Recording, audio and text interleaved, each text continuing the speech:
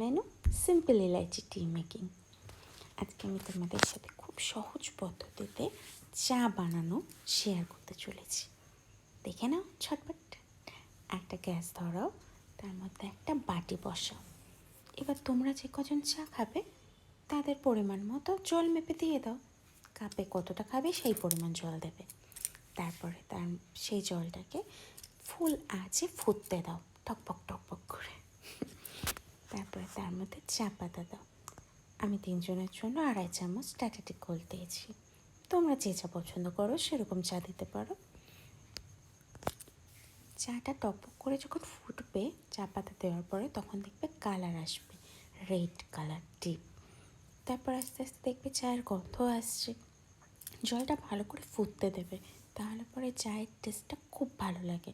যদি কম ফোটাও তাহলে একটা পানসে ভাব আসে, ভালো লাগবে না খেতে। তাই যত ভালো ফোটাবে চায়ের তত ভালো আসবে। যখন দেখবে চা খুব ভালো ফুটতে শুরু করেছে, তখন তার মধ্যে তোমাদেরকে চিনি অ্যাড করতে হবে।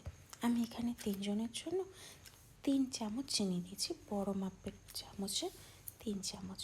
যেহেতু এলাইচিটি প্রথমেই বলেছি, তাই দুটো এলাচ নিয়েছি। হাতের সামনে মেশার ছিল না, তাই সরাসরি দিয়ে থেতো করে নিয়েছি।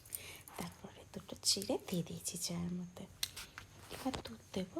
দুধ খোলার জন্য তোমরা চায়ের প্রথমে যে গরম জলটা টকবক করে ফুটবে সেই জলটা অ্যাড করবে। সেই জলটা অ্যাড করে ভালো করে দুধটাকে ঘুলে নেবে। আমি এখানে 3 চামচ, বড় চামচের 3 চামচ দুধ দিয়েছি। চাটা যখন টকবক করে ফুটবে সেই অবস্থাতে দুধটা দেবে না, হালকা করে আঁচটা কমিয়ে দেবে। তারপরে যে গোলা দুধটা আছে সেটা তুমি চায়ের মধ্যে অ্যাড করে দেবে। অ্যাড করার পরে ভালো মতো চামচ দিয়ে সেটাকে মিলিয়ে দেবে। তারপরে দেখবে উতাল দেবে দুধ। যখন দুধ উতাল দেবে 3-4 বার কম করে দুধটাকে উতাল দিতে দেবে। তারপরে গ্যাসটা নিভিয়ে দেবে। ছাঁকনি করে চাটা ছেঁকে সবার সাথে বসে খেয়ে নেবে। শীতের দিনে গরম চা খুব ভালো লাগে। আর যারা না জানো তারা এভাবে সারপ্রাইজ দিতেই পারো গরম চা বানিয়ে। কেমন লাগলো আমার সাথে গরম চা বানিয়ে? খুব চটপট বানিয়ে ফেলো। যারা না জানতে যারা জানো তারাও বানাও। যদি টি মেকিং ভালো লেগে থাকে চ্যানেলটাকে লাইক আর সাবস্ক্রাইব করে দিও। Thank you.